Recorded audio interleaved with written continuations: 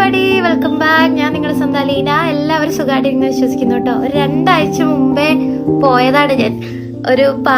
ഓരോ പാർട്ടായിട്ട് വീഡിയോ ഇടാന്ന് പറഞ്ഞ് പോയതാ. പക്ഷെ സമയം കുറച്ച് അതിക്രമിച്ചു പോയി. അതായത് കുറച്ചധികം വൈകിപ്പോയി ഇടാനായിട്ട്. I am very sorry.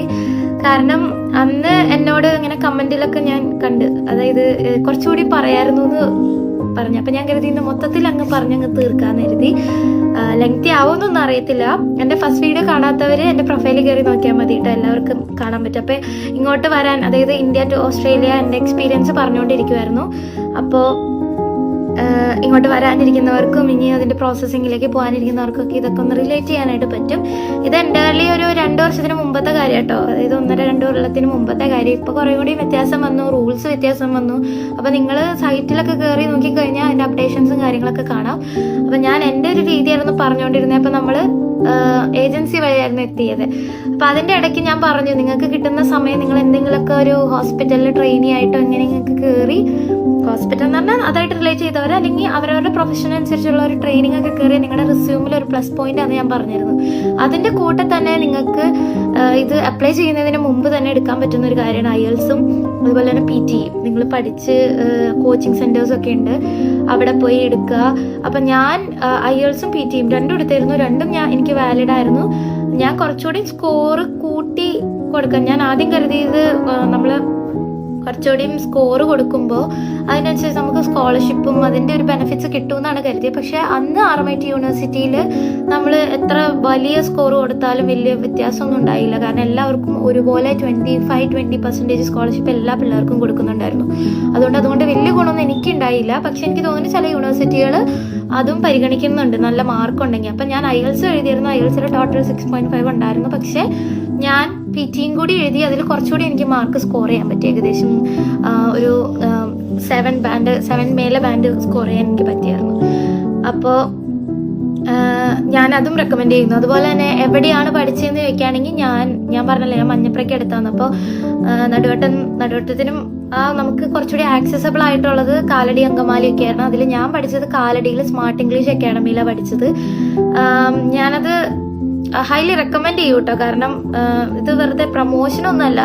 പക്ഷെ ഞാൻ അവിടെ പഠിച്ചതുകൊണ്ട് എൻ്റെ എക്സ്പീരിയൻസ് കൊണ്ട് പറയാണ്, അവിടെ കുറച്ചുകൂടി നമുക്ക് ഒരു 1-on-1 കണക്ഷൻ കിട്ടും. അതായത് നമുക്ക് ഒരാള് ഒരു മെന്ററായിട്ട് നമ്മുടെ കൂടെ ഉണ്ടാവും. നമുക്ക് എല്ലാ കാര്യവും തിരുത്തി തരാനും പുതിയ അപ്ഡേഷൻസ് നമ്മളെ പഠിപ്പിക്കാനും കാര്യങ്ങൾ. കാരണം ഡേ ബൈ ഡേ IELTS-ന്റെ ആയാലും PT-യുടെ ആയാലും റൂൾസ് അവർ മാറ്റിക്കൊണ്ടിരിക്കും, ക്വസ്റ്റ്യൻസ് മാറ്റിക്കൊണ്ടിരിക്കും. അപ്പൊ ഈ TOEFL ആയാലും IELTS ആയാലും PT-യുടെ നോൺ ഏജന്റ് ആയതുകൊണ്ട് തന്നെ നമുക്ക് കുറച്ചുകൂടി അപ്ഡേറ്റഡ് ആയിട്ടുള്ള മെറ്റീരിയൽസും കാര്യങ്ങളൊക്കെ പെട്ടെന്ന് ആക്സസ് ചെയ്യാനായിട്ട് സാധിക്കും.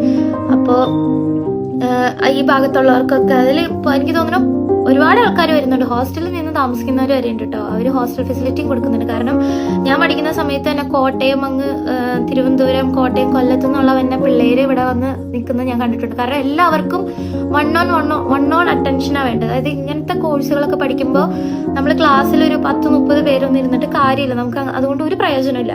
നമ്മൾ ഒന്ന് ഇരുന്ന് പഠിപ്പിക്കും. കാരണം ഇതൊക്കെ ഗ്രാമർ, നമ്മുടെ ലാംഗ്വേജ്, നമ്മുടെ ഇതൊക്കെ ഇത് ചെയ്യണമെങ്കിൽ നമുക്ക് അടുത്ത് തന്നെ നമ്മളോട്, അതായത് നമ്മളായിട്ടും തൊട്ടടുത്ത് അല്ലെങ്കിൽ 1-on-1 ആയിട്ട് സ്റ്റഡി ചെയ്യാനായിട്ട് പറ്റണം.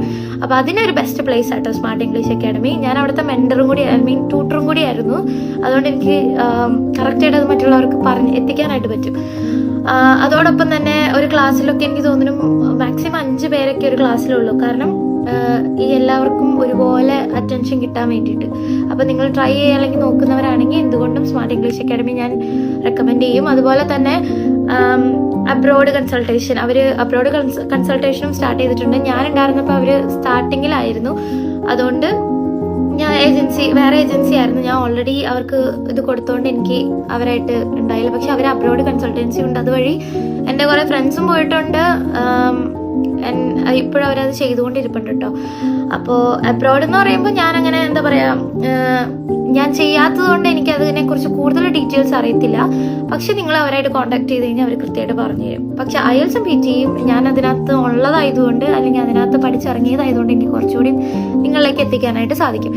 അപ്പോൾ അത് കഴിഞ്ഞ് അതിൻ്റെ ഇടയ്ക്ക് ഞാൻ ഇതൊക്കെ എഴുതി കഴിഞ്ഞതിന് ശേഷമാണ് നമ്മൾ ഓരോ ഏജൻസീനെ ഇത് ചെയ്തത്, ഏജൻസി ആയിട്ട് നമ്മൾ കോണ്ടാക്ട് ചെയ്തത്.